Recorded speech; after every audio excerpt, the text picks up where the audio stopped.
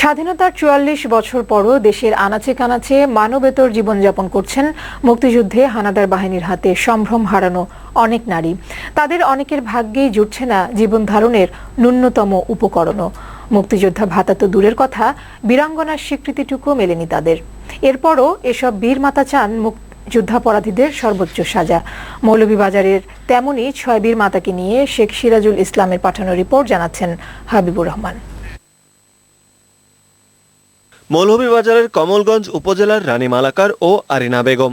৭১-এ স্বাধীনতা যুদ্ধে পাক বাহিনীর নির্মম নির্যাতনের শিকার লাখো নারী দুজন, যারা আজও অপমানের গ্লানি নিয়ে নিয়ত নামছেন বেঁচে থাকার কঠিন সংগ্রামে।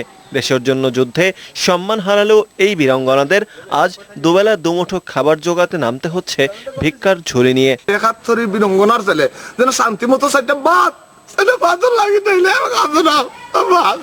প্রায় একই অবস্থা রাজনগরের পাঁচগাঁওয়ের তিনিয়া রবিদাস, বড়লেখার ছাপিয়া বেগম, শ্রীমঙ্গলের সাতগাঁওয়ের মনোয়ারা বেগম এবং সদর উপজেলার কামালপুর গ্রামের সন্ধানানীর। জীবন ধারণের ন্যূনতম উপকরণ জোটাতেও যাদের হিমশিম খেতে হচ্ছে। বীরাঙ্গনারা এরই মধ্যেই মুক্তিযোদ্ধার সম্মান পেয়েছেন, কিন্তু ভাগ্যে জুটছে না মুক্তিযোদ্ধা ভাতা। আর পরিহাসের বিষয়, মৌলভীবাজারের এই ৬ ভাগ্যাহত নারী এখন পর্যন্ত বীরাঙ্গনার খেতাবই পাননি।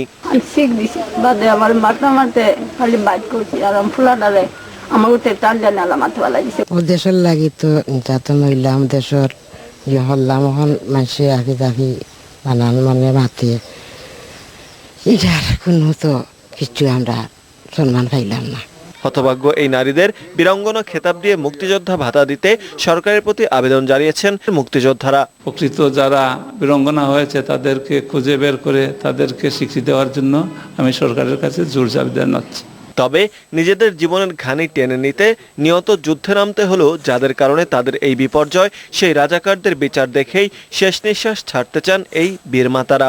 রাজাকারেরা যেরারে আমরারে অত্যাচার করছে, অসম্মান করছে, এরারে দইরা দরিয়া নিয়া সরকারে এরার বিচার করে, ও কথায় আমরা খুশি। দেশকে স্বাধীন করায় অবদান রাখায় এইসব ভাগ্যাহত নারীদের বীরাঙ্গনা খেতাব এবং ভাতা দেবে সরকার, এমনটাই আশা তাদের। ডেস্ক রিপোর্ট, বৈশাখী নিউজ।